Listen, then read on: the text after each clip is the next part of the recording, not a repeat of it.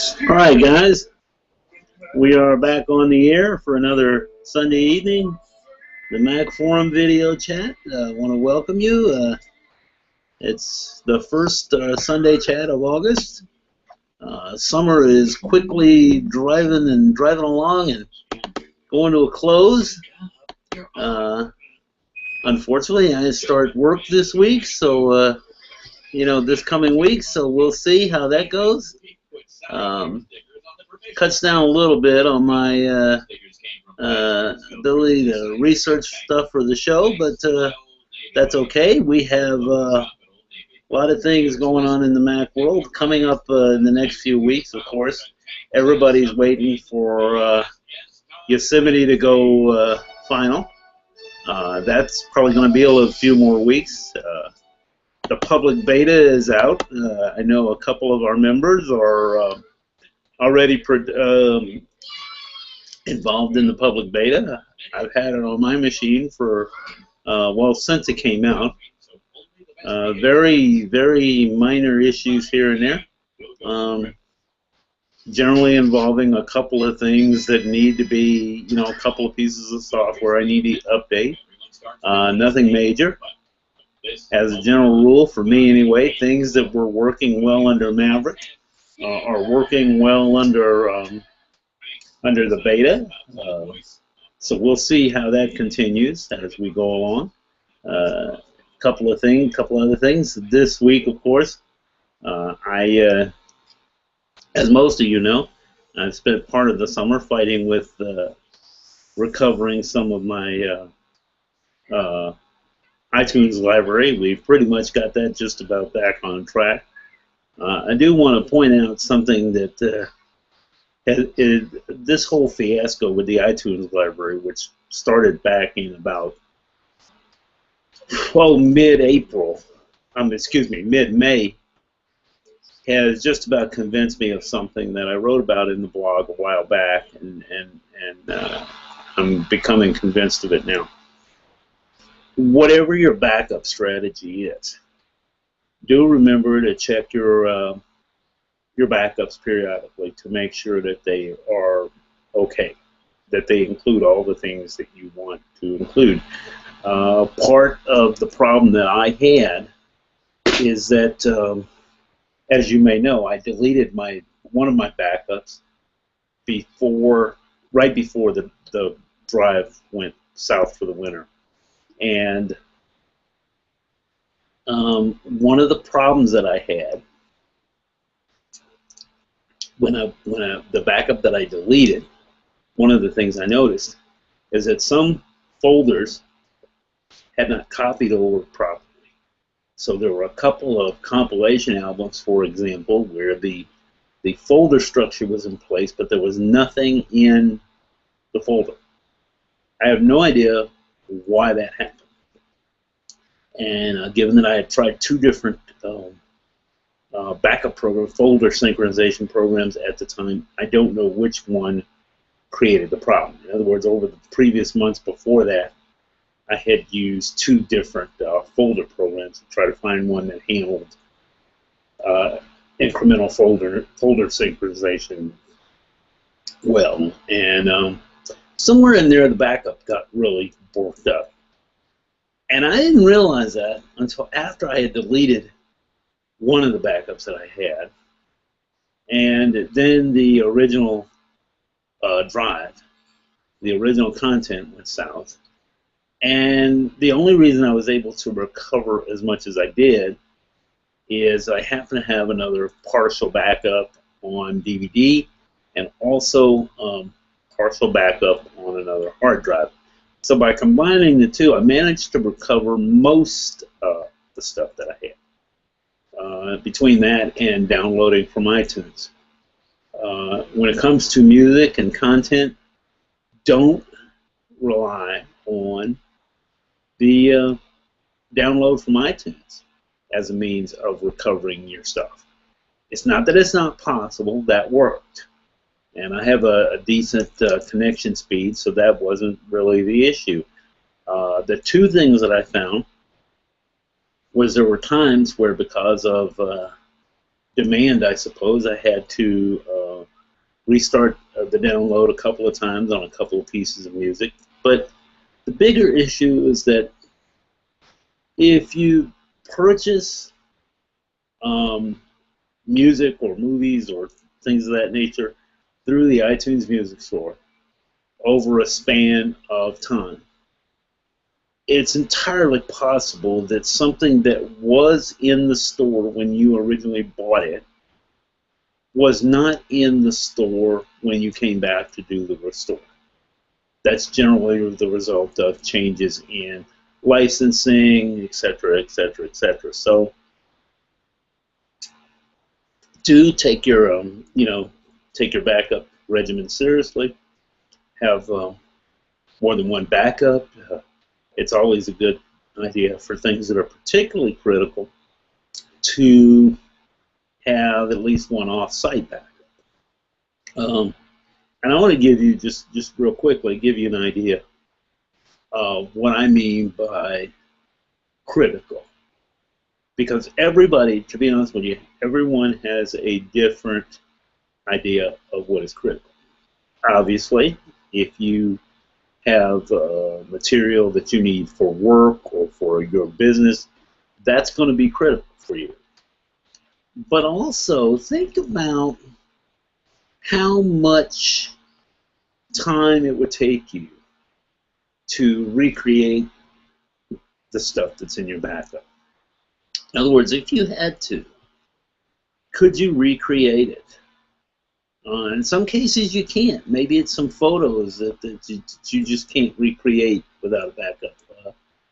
In some cases you can recreate it, but it would take a significant amount of time. So you're going to have to think in terms of, when it comes to mission critical, not just in terms of importance for work, but in some cases importance for personal reasons and also for things that you'd like to have this. You've kept this around. You've had it for a while. You'd like to have it back. So that may be critical because of the amount of time. I can tell you that the only reason I was able to restore things as quickly as I did is I reloaded quite a bit of the material from a DVD backup that went back a couple of years, was made a couple of years ago. That took care of quite a bit of it. But the only reason I was able to do that as quickly as I did is I was able to work on it at the beginning of the summer. When work was over and done, about mid-June, I worked on it, and even then, it took me a couple of days, parts of a couple of days, for several hours at a time, just because the amount of time it took to load everything off the DVD, go back in and figure out, okay, what have I already downloaded? What do I need to download? Which ones of these are duplicates? Which ones can I get rid of? Which things are junk that I don't really care about anymore? That whole process took a little while. And you can avoid that by not only having a good backup regimen, but making sure that your backups are valid, are functional, are complete. And that's all we'll say about that. I do want to point out just an Apple TV tip that I've discussed before for you. I mentioned it once before, and it came up in the course of the forum today. Someone asked about using Apple TV to play back material from Bravo, the Bravo network. And that's not what the tip is about, but it has to do with setting up a remote to work with Apple TV. Obviously, if you've got multiple remotes, and most people with their entertainment center, you've got multiple remotes there.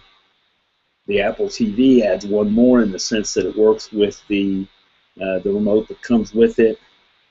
And a lot of people are trying to simplify things by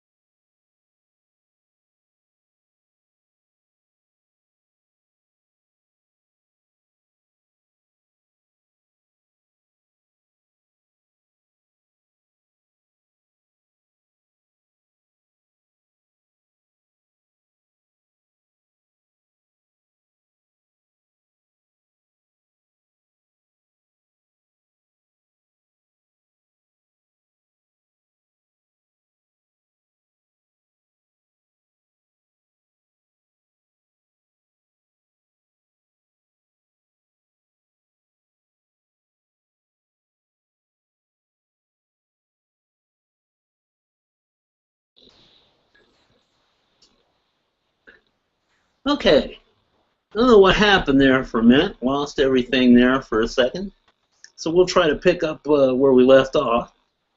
I was mentioning to you about making universal remotes work with Apple TV.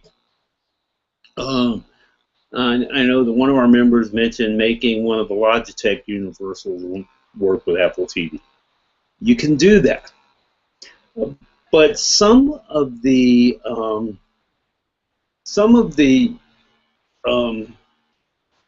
uh, less expensive universal remotes will also work with Apple TV if you make one modification.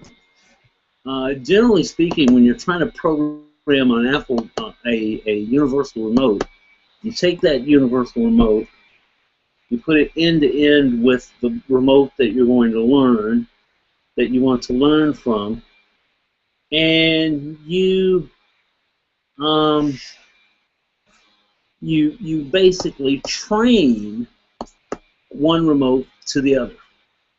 Okay, that's normally the way you would do that. Well, here's the issue that you have. If you try that with the Apple remote, okay, um, if you try that with the Apple remote, what happens is that it won't really learn that way. Um, what happens is what you end up having to do if you want to teach the remote and you want the universal remote to learn the commands that will work with the Apple TV. Here's a way to go about it that should work with most of those remotes.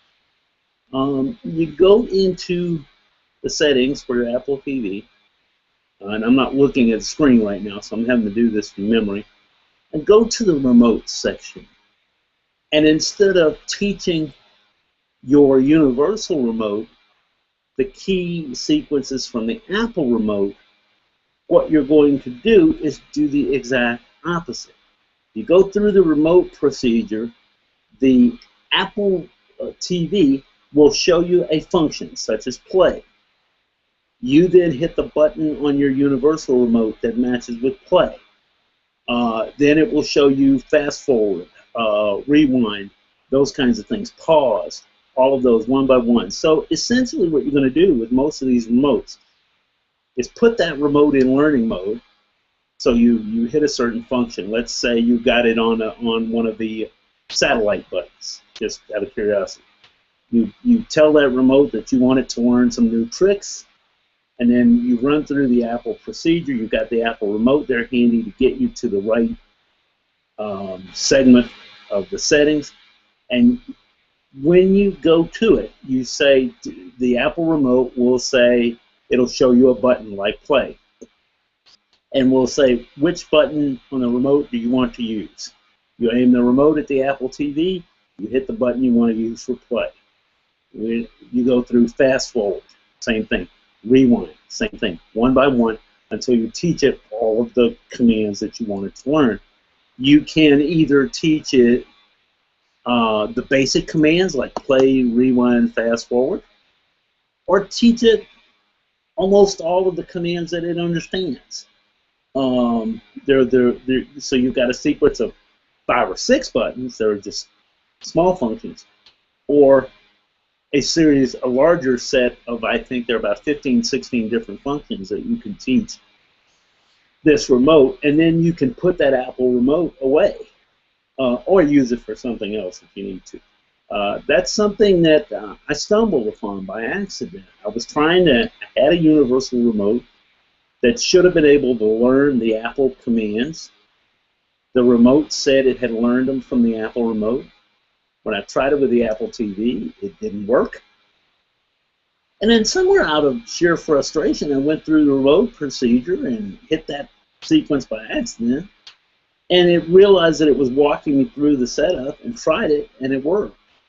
So it's one of those things that is kind of buried, kind of somewhat buried. I'll try to, post a specific indication of where it is after the show. I meant to pull that up, and I got a little um, had a little bit of a problem there getting set up, so we were a little bit late setting up, and I wasn't able to pull it up before the show. I do want to mention I lost you guys there for a second. I have no idea what happened there. We'll we'll chalk that one up to a technical glitch. I have no idea what went wrong. It's all of a sudden my Mac was going dead. Going dead there for a second. It lost all connection, and now we seem to be back up and running. So that's good.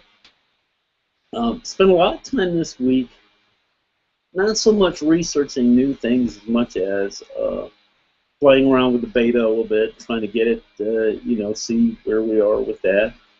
A couple quirks here and there, but otherwise it's really been behaving solidly. I'm kind of liking it. I can't. I'm really annoyed. Okay, because I can't test some of the cool features because my iPhone. First of all, I don't have the iOS 8 developer release on my iPad. I'm not part of the iOS beta, so can't test the iOS 8 specific functions.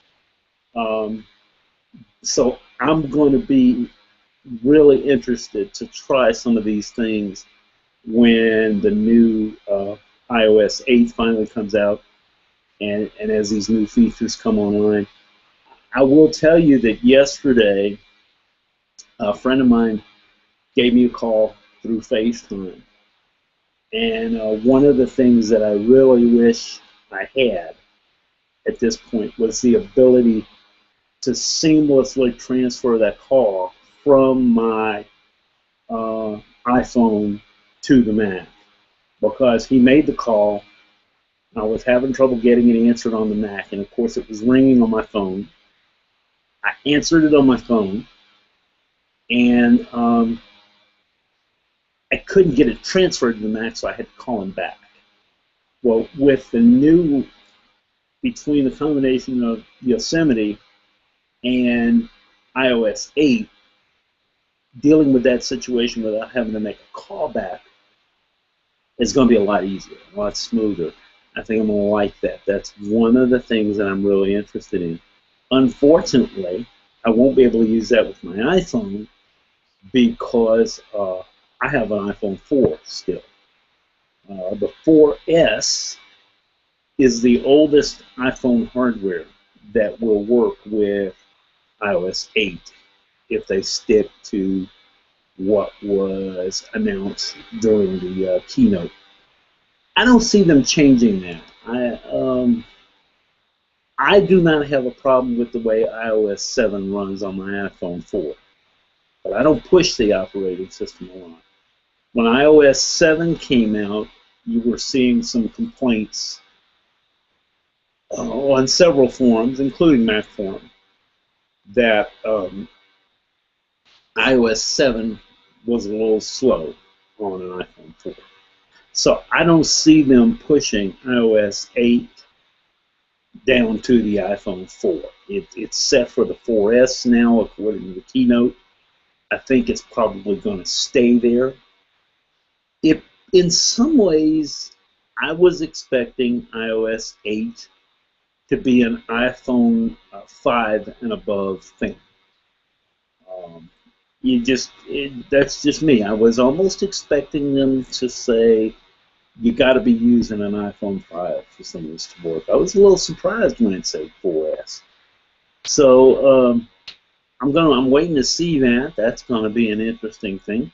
I'm always up for when the new operating systems and new software comes out. So it'll be nice to kind of play around with that. I'm doing beta tests for a couple of other things, and that's going to lead me to something else that I mentioned last week. We've had a few people on the forum talk about the iOS beta, talk about the Yosemite beta rather, and some problems they were having and some frustrations associated with it. And not so much that it's bad, but here's the thing I want to point out, not just about Apple betas, but beta testing in general. I think there are two or three situations that should not lead you to beta test. For starters, if beta testing is going to put your data, your primary data, at risk, okay, you've got to have an alternative plan in place. Either have a second machine, or at the very least, you do what I'm doing and you put the beta software on another drive or another partition, because it is betaware for a reason. There are going to be bugs from time to time. This is true of any beta, no matter who it happens to be from. There are going to be bugs from time to time, and having something mess up your entire system can cost you some downtime, even if you've got a time machine backup. Reloading all your stuff from the backup is going to take some time. So that's one thing to consider. Second thing to consider is this.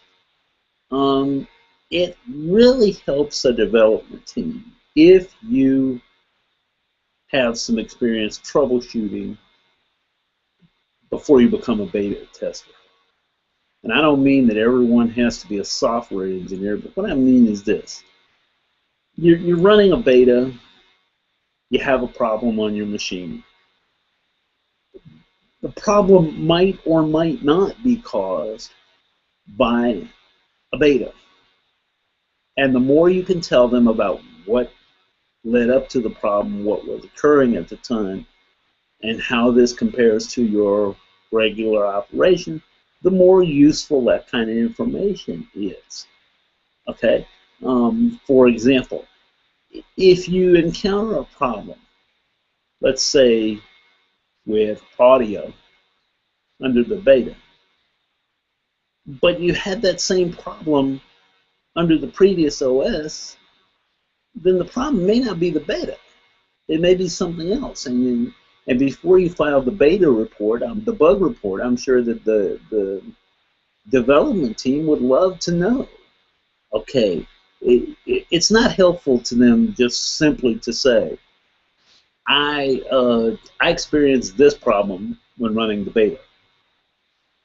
That's not really helpful because it doesn't tell them whether you experienced the same problem under a previous OS. Now, if you said, this beta, when I run the beta, this happens. I've rebooted and tested, and it doesn't happen under the same circumstances with 10.7, with 10.8, or I'm running, I've beta tested a couple other pieces of software over the years, and sometimes a piece of software will function marvelously until you try to do one specific thing. And then a bug will come up that you didn't anticipate, the developer may not have anticipated.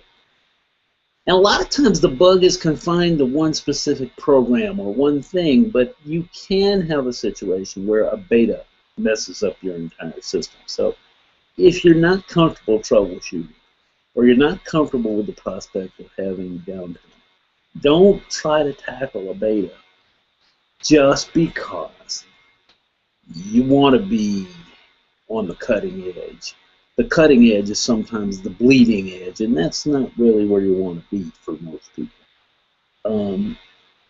I managed to get the Yosemite beta set up on an external drive, which is why I'm not running it tonight. I didn't want to move that drive out to where I have my normal broadcast situation set up. But that's one of the things you got to think about. How do I want this to go? What do I want? Do I want to deal with the possibility that there's going to be a problem?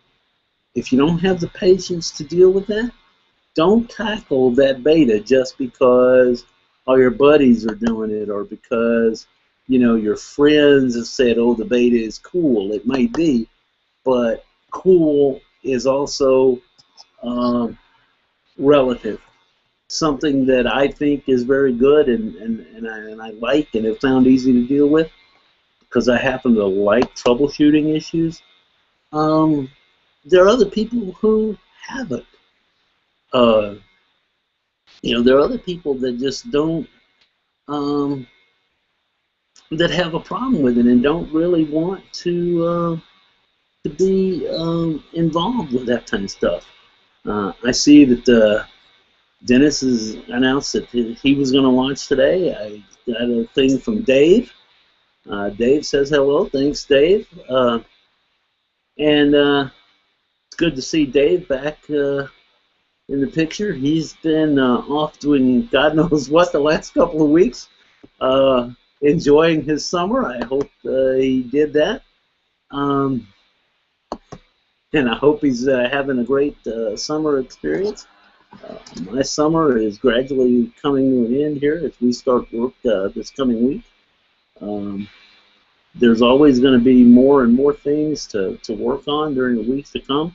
One of the things I'm going to try to tackle in the coming weeks and maybe have up as a blog post or along something similar is a little bit more about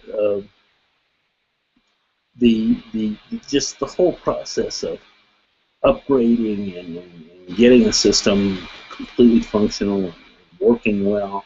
We may have a few things about that. I'm looking around at a couple of projects I want to tackle and see how we can get those things working and translated into something useful that members can use and understand. I looked right before the show. We've had a few more new members sign up. I believe the most recent was Matt88. I checked right before the show. We would like to welcome our new members, and if you have a question, be sure and ask it. We got tons of smart Mac users answering questions from all corners of the world, so we'll be glad to have those guys answering questions. I see, let's see, who just joined? Looks like Dave. Yeah. Dave says, not sure if you can see this message. Yes, we've been doing a lot of summer traveling. Great to be retired. Gee, thanks. Rub it in there, Dave. Rub it in. Why don't you there, Dave? Dave, if you would adopt me like I suggested a couple months ago, I could retire as well. Not saying you have to. That's just a suggestion. No, seriously, I happen to know that Dave's done a bit of traveling this summer and visited a couple of places and a couple of wineries, and I do hope that he and his wife enjoyed themselves. It's, loads of fun. Dave's earned his retirement. And like I say, Dave, if you want to adopt me, I could retire and, we could travel together, or in lieu of that, you could just cut me a check for a new Mac Pro there, and we'll call it even. I wanted to get one of those, but that's not likely to happen anytime soon. So, but we do have quite a few members who are retired and have taken up the Mac as part of their hobby, so to speak. I noticed we've had a couple of people this week post introducing themselves by saying that they are in their 70s and I believe in one case 80s learning the Mac, and that's a great thing to see. The kind of technology. I'd love to sit down and start a chat with them one night and see how, I'm only in my early 50s, and I can tell you that there is no way when I was a kid that I was even thinking in terms of what you can do with a computer now. You know, even in high school, I started with in the early 1980s. The first computer I ever played with for any amount of time was an Apple II Plus. We also had a 2E in that lab. Had the ungodly amount of memory, a 64K. Yes, I said 64K, not 64 megabyte. And so, you know, no hard drive. You're either dealing with a tape drive or those old floppy disks. 150K, if I remember correctly, on the first Apple floppy disk, not the 800K hard plastic ones. That just gives you an idea how much things have changed. My first Apple II costs almost as much as a Mac Pro does now, and it had less than 1 megabyte of RAM, no hard drive, and I think it was a 13-inch monitor. So that gives you an idea of just how much the pricing has changed and capability has changed. Some of the first Macs were, you know, everybody talks about, yes, current Macs are not cheap, but it's amazing how much more capability that they have over compared to previous machines, and I'm amazed by how much of that we have available to us now. And it's going to be really interesting to see what happens in the future going forward. One of the things that's been amazing to me is how much a computer can do now for those folks with disabilities, either for health or for other reasons. You know, there are times when, because I'm just a horrible typist, I use speech recognition software, which I actually like using. There are other aspects of technology that are tremendously helpful for people with disabilities, particularly in the case of more severe disabilities. I've seen some articles recently where some of the organizational apps that are available for Google and for iPhone are being used for folks who, as a side effect of PTSD, traumatic brain injury, and those kinds of things, are having trouble with organizational skills and remembering when various appointments are. All of those things are coming up now as ideas that were not even possible when I first started playing around with computers. So that's always fun to see, and I hope to see more and more interesting things. Some of the things that come out of computer use now, and specifically with Mac use, because it was easy to do. A friend of mine a couple of years ago told me that what she did with her Mac was use it as a means of staying in touch with her grandkids. And not just in terms of, not just really in terms of sharing emails and sharing little video clips and things like that. She had a project that I actually liked, and I wrote a summary of it for about this particular Macintosh a couple of years ago.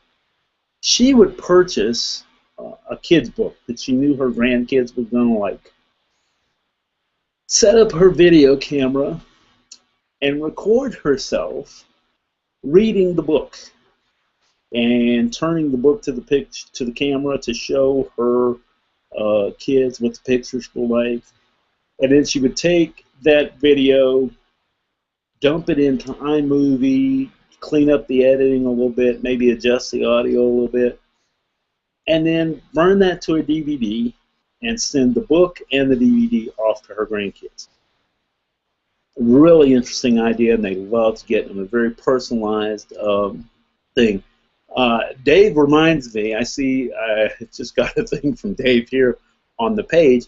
It reminds me that he started with an Apple II Plus in about 1980, added the extra floppy, which he thinks was 140K, and I think he's right, and a modem that cost about $500. And that whole package was 3K at that time, 3,000 at that time, and would probably set you back somewhere close to about 10 grand today if you adjusted for inflation. My first Apple II GS, which is the first computer that I actually owned, set me back about 2,500.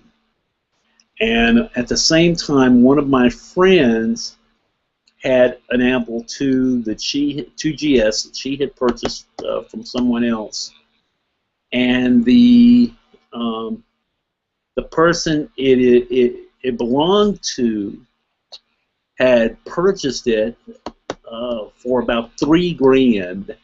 They actually bought more equipment than they needed. This is one of the, and that leads me up to one of the things that I personally like about the internet. This was not possible when I first started with the internet, with computers. What happened to this person is a senior citizen that they knew bought an Apple II. They went into a store somewhere, one of these authorized resellers, and they bought about $3,000 worth of equipment. Well, they spent more money than they needed to because the salesman didn't tell them certain things about the Apple II. He did not, for example, tell them that they did not have to have it connected to an Apple monitor.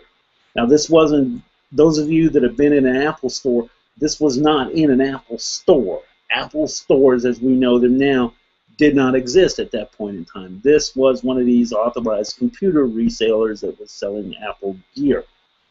And they weren't directly affiliated with Apple as far as I know, this particular group. Well, they sold this person some stuff that they really didn't need. And as a consequence, this person spent more money than they really needed to. Now, today what happens? Somebody is interested in purchasing a Mac. They maybe either do not have a lot of computer experience or they have computer experience with Windows. And so they don't know a whole lot about Mac. What can they do? They search out a place like Mac Forums, and we see threads like, which Mac is best for me? I want to do this, I want to do that, which one's best for me? We see a lot of those kinds of threads. And although we're sometimes maybe tempted to say, okay, why are we seeing another of these?